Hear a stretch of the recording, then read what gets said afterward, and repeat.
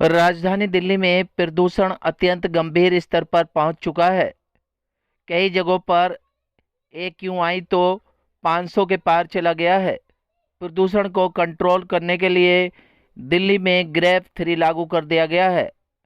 इसके बाद राजधानी दिल्ली और NCR में पाबंदियां और ज़्यादा बढ़ा दी गई हैं। राजधानी दिल्ली में शिक्षा मंत्री अतिशी सिंह ने प्राइमरी तक के सभी स्कूलों को 10 नवंबर तक बंद कर दिया है।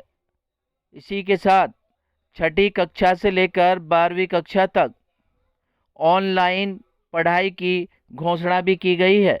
माना जा रहा है कि आने वाले दिनों में प्रदूषण का हाल ऐसे ही बना रहेगा। वहीं उत्तर पूर्वी दिल्ली के कई इलाकों में भी प्रदूषण का स्तर देखने को मिला। दिल्ली में प्रदूषण गंभीर स्थिति में पहुंच गया है। बढ़ते प्रदूषण को देखते हुए डॉक्टरों ने भी अपने कुछ सुझाव दिए हैं। सीनियर डॉक्टरों का कहना है कि बढ़ते प्रदूषण में जो लोग वर्जिश करने के लिए जाते हैं या वॉक पर जाते हैं वह सुबह सूरज निकलने के बाद ही जाएं, क्योंकि उस समय प्रदूषण का ग्राफ ज़्यादा होता है। छोटे बच्चों को मास्क लगा कर रखें। क्या कुछ कहना था प्रदूषण के ऊपर डॉक्टरों का, देखिए हमारी एक खास रिपोर्ट। करना पड़ रहा था सुबह के वक्त। महसूस तो दिक्कत है तो बहुत है, घर से निकला नहीं जा रहा है। और फिर देखो सबसे बड़ी दिक्कत जो आ रही है, स्कूल के बच्चे अभी देख रहे हो ये आ रहे हैं, इनको भी दिक्कत है। ये बहुत ऐसी भयंकर बीमारी है, इसमें बहुत दिक्कत आ रही है लोगों को। चूंकि इस समय यहाँ पर क्या है, महसूस हो रहा है, एक तो गले में जलन हो रही है, आंखों में जलन है, निकलना बड़ा मुश्किल हो रहा है। और जो डायबिटीज़ पेशेंट हैं या ब्लड प्रेशर है, उनको तो काफ़ी दिक्कत का सामना करना पड़ रहा है। बुजुर्ग लोगों को बहुत यहाँ पर जो है ना प्रदूषण फैला हुआ है और लोगों का जीना मुहाल है। नमस्कार दर्शकों, मैं doctor Kumar Gandhi, IMA east Delhi branch का पूर्व प्रधान, और इस वक्त मैं एज अ गायनेकोलॉजिस्ट प्रैक्टिस करता हूँ ईस्ट दिल्ली में पिछले 25 साल से। सर, दिल्ली में देखा है काफ़ी वायु प्रदूषण हो रहा है, तो लोगों को कैसे आप बताएंगे क्या कैसे हो रहा है? देखिए, ये समस्या हर साल की है हमारी। ये जो भी होता है उसकी वजह ये होती है पराली जलाई जाती है। उसके अलावा मौसम ठंडा होने लगता है। मौसम ठंडा होने से हवा का जो बदलाव होता है उससे प्रदूषित हवा ऊपर नहीं जा पाती, सूर्य की किरणें पूरी तरह से नीचे नहीं आती है, जिसकी वजह से ये पूरा इसको हम अब आजकल फैशन में कहने लगे, दिल्ली को एक गैस चैम्बर बना दिया है हमने।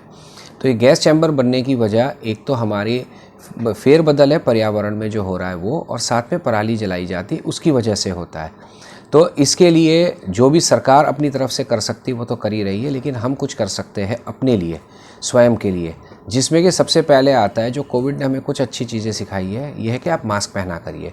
अगर कहीं भी बाहर जाते हैं मास्क पहन के जाइए। दूसरा है, अगर कोई बुज़ुर्ग व्यक्ति या कोई भी व्यक्ति अगर वॉक के लिए निकल रहा है तो बिल्कुल अर्ली मॉर्निंग 5:30-6 बजे ना निकले, थोड़ा सा लेट निकले जब धूप की किरणें आने लगती है, ताकि पॉल्यूट्स सारे ऊपर चले जाते हैं और आप बगैर पॉल्यूशन के या कम पॉल्यूशन के आप वॉक कर सकते हैं।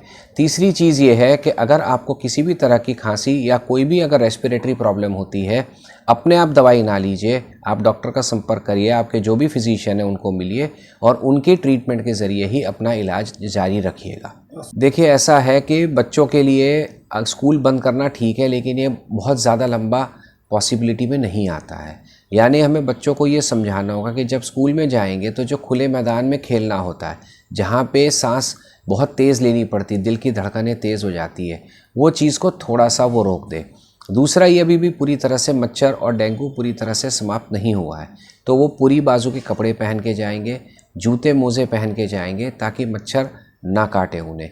इसके अलावा रहा सवाल महिला जो प्रेग्नेंट है या जो प्रेगनेंसी की कोशिश कर रहे हैं, इन लोगों को भी घर पे सबके पास SpO2 मीटर होगा, उससे अपना ऑक्सीजन चेक करते रहे। अगर उनको घबराहट महसूस होती, जो कि एक बहुत ही कॉमन सिम्टम है, तो SpO2 चेक करें। अगर 92 से कम है या 95 से भी कम है तो अपने गायनेकोलॉजिस्ट को तुरंत संपर्क करें। और इन दिनों में अगर सांस फूलने की थोड़ी बहुत भी बीमारी सी लगती है तो आप स्टीमिंग लीजिए, उससे आपको काफ़ी रिलीफ मिलेगा। ऐसा देखा गया कि काफ़ी लोगों को आँख में जलन या गले में खराश हो रहा है, इससे कैसे बचे और क्या उपाय करना पड़ेगा? देखिए, आँखों में जलन के लिए तो सबसे अच्छा उपाय ये है कि आँखों को ठंडे पानी से जो रनिंग टैप वाटर होता है उससे धोते रहिए। दिन में कम से कम 4 से 5 बार इसको रनिंग टैप वाटर से धोते रहिए। दूसरा, आपने बताया कि गले में खराश होती है या खांसी होती है, जो मैं कह रहा हूँ, इसके लिए मैंने यही कहा स्टीमिंग करें। और अगर आपको लगता है कि गले में कुछ अटक सा रहा है तो आप उसके लिए गरारे करिए, या तो नॉर्मल गर्म पानी के गुनगुना लेके या उसमें नमक डाल के भी गरारे कर सकते हैं।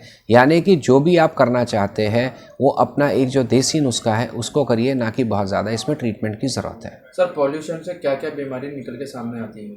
पोल्यूशन से सबसे ज़्यादा रेस्पिरेटरी प्रॉब्लम्स आती है, जो सांस की प्रॉब्लम्स होती है वो सबसे ज़्यादा होती है। ये घातक भी होती है। अगर हम कहते हैं आँखों की जलन तो उससे कुछ घातक नहीं हो रहा है, लेकिन जो सांस की बीमारियाँ हैं वो घातक होती है। और दूसरा, अभी थोड़ी सी और ठंड बढ़ेगी, पोल्यूशन भी इतना रहेगा, ऑक्सीजन अगर पूरी तरह से नहीं जाएगा तो जो हार्ट के मरीज़ है उनको हार्ट की बीमारियां बढ़ने के चांसेस भी ज़्यादा हो जाते हैं। इसके अलावा जो हड्डियों में दर्द, घुटनों के दर्द, ये सब भी ठंड के मौसम में बढ़ जाते हैं। यानी कि इन चीज़ों के बचाव के लिए जो भी आप माध्यम अपनाते हैं कि या तो मफलर वगैरह का इस्तेमाल करेंगे, लंबे मोज़े पहनने का इस्तेमाल करेंगे, गर्म पानी के गरारे करते रहेंगे, यही सारी चीज़ें, और अपने आप में या केमिस्ट से कोई भी दवाई नहीं लेंगे, ये सारा ट्रीटमेंट आप कराएंगे किसी डॉक्टर स्पेशलिस्ट के ज़रिए। ठीक है।